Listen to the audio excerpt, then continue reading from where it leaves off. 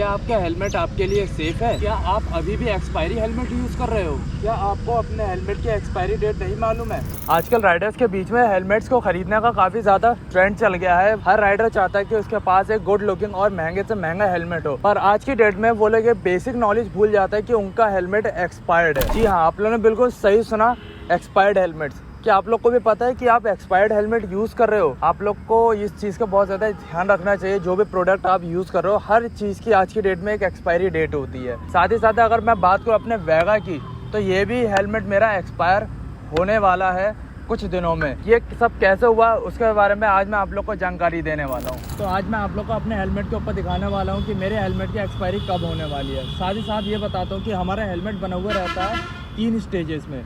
Outer shell, अंदर जो इसके लगी हुई होती है, जो स्टायरोफॉर्म होती है, उसको हम कहते हैं EPS, एक्सपेंडेबल पॉलीस्टायरीन। तो ये एक तरीके का थर्माकोल का मटेरियल होता है जो हमारे हेलमेट में यूज़ होता है। और उसके बाद यूज़ होता है लाइनर्स। जो लाइनर्स आप यहाँ पे देख सकते हो। और ये होता है हमारा आउटर शेल। आउटर शेल जो होता है हमारे इम्पैक्ट के टाइम पे हमारे हेड को सेव करने के लिए यूज़ होता है, क्योंकि ये हार्ड होता है। आप लोग इसकी आवाज़ भी सुन सकते हो, है ना हार्ड। अंदर जो इसका स्टायरोफॉर्म होता है ना, जो भी शॉक लगता है ना, उसको एब्जॉर्ब करने के लिए, इसलिए उसमें स्टायरोफॉर्म का यूज़ करा जाता है। उसको आप नॉर्मली एक गत्ता भी थर्माकोल की भी लेयर कह सकते हो, पर ये थर्माकोल काफ़ी ज़्यादा अच्छा होता है और इम्पैक्ट झेलने के लिए यूज़ होता है। अब मैं आप लोग को एक एग्जाम्पल के थ्रू समझाता हूँ कि कैसे आपका हेलमेट एक्सपायर हो जाता है। तो फॉर एग्ज़ाम्पल, मैंने ये हेलमेट आज मैंने ख़रीदा है, और आज इसको ख़रीद के मैंने जैसे ही अपने सर में पहनूंगा, उस दिन से मतलब आज से ही इसका जो एक्सपायरी डेट है वो काउंट होने लगेगा। फिर इसके 2 साल बाद, 2 साल से पहले इसके जो अंदर का स्टायरोफॉर्म है वो बहुत ज़्यादा थिन हो जाएगा। मतलब कि अगर इन केस अगर मेरा 2 साल बाद कभी भी एक्सीडेंट होता है तो ये इतना ज़्यादा एफिशिएंट नहीं है कि ये मेरे हेड को बचा पाए।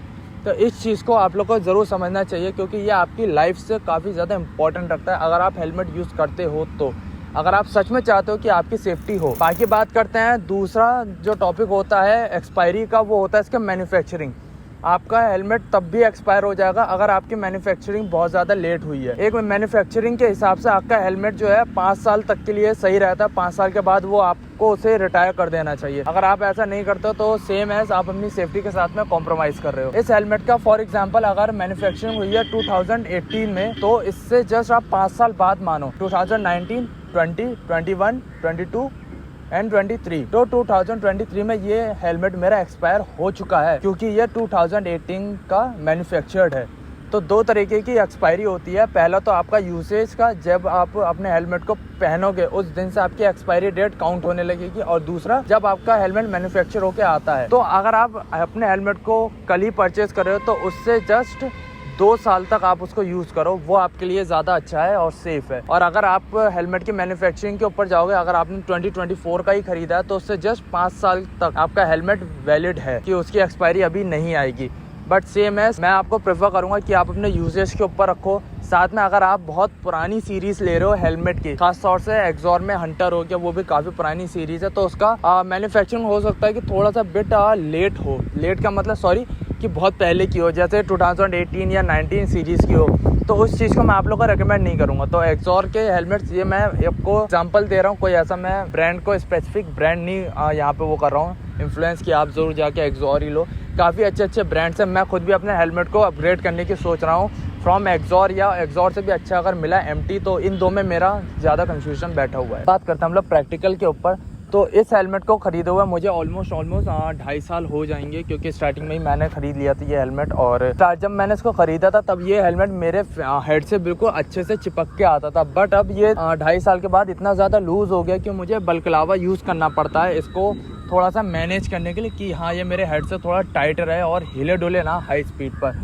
तो इस चीज़ का जीता जागता एग्जाम्पल तो मैं भाई खुद ही हूँ। और बाकी वही है भाई, देखो जो मैंने आपको बताया एक्सपायरी का, इस चीज़ का बहुत ज़्यादा ध्यान रखना। अगर आप जब भी हेलमेट लेने जाओगे, हेलमेट की मैन्युफैक्चरिंग देखो सबसे पहले। अगर आप न्यू हेलमेट बाय करते हो तो उसकी मैन्युफैक्चरिंग देखो, उसके बाद में आप वहाँ से अपना 2 साल लगाओ कि आपको 2 साल के अंदर अंदर उस हेलमेट को रिटायर कर देना है, वरना फिर वो इन केस ऑफ हैपनिंग आपके लिए सही साबित नहीं होगा। आपको काफ़ी ज़्यादा हार्म भी पहुँच सकता है उस चीज़ से, आपके मतलब उस डिसीज़न से। तो मैं यही कहूँगा भाई, हर 2 साल में आप अपना हेलमेट चेंज करो। सुनने में काफ़ी ज़्यादा वियर्ड है कि भाई इतना ज़्यादा एक्सपेंसिव कैसे करें, मैं ये नहीं कह रहा हूँ कि आप बहुत ज़्यादा हाई एंड पे भाई हेलमेट्स खरीदो 5-6 हज़ार के, हर 2-2 साल बाद बदलो, नहीं। आप अपना जो बेसिक हेलमेट है, मैं यूज़ कर रहा हूँ वेगा मेरे लिए बजट में तो अफोर्डेबल है। वेगा के हेलमेट्स आपको डॉट सर्टिफाइड भी मिलते हैं, साथ ही साथ में ISI जो इंडियन स्टैंडर्ड्स के हिसाब से भी क्वालिफाइड है सेफ्टी के लिए। हेलमेट आप लोग कौन सा लेना चाहिए, तो भाई जो भी आपका बजट अलाउ करे, बट मैं ज़रूर आपसे कहूँगा कि गो फॉर 2000 अबव, क्योंकि 2000 रुपये के ऊपर के जितने हेलमेट्स हैं उसमें आपको सेफ्टी स्टैंडर्ड्स कुछ अच्छे देखने को मिलता है, साथ ही साथ उसमें आपको लुक्स भी बहुत अच्छा देखने को मिलता है। जो सस्ते हेलमेट की सीरीज़ है उसमें आप लोग को लुक्स तो दे दिया, बट आपके साथ सेफ्टी में कॉम्प्रोमाइज़ कर दिया, तो उस चीज़ को भाई मत करना कभी भी। सस्ते और अच्छे दिखने वाले हेलमेट्स को भाई कभी परचेज़ मत करना। रेदर इस वीडियो को हम यहीं पर रखते हैं। तो भाई ये वीडियो काफ़ी ज़्यादा इंफॉर्मेटिव थी आप लोग के लिए, और एक और कन्फ्यूजन भाई क्लियर कर दूँ।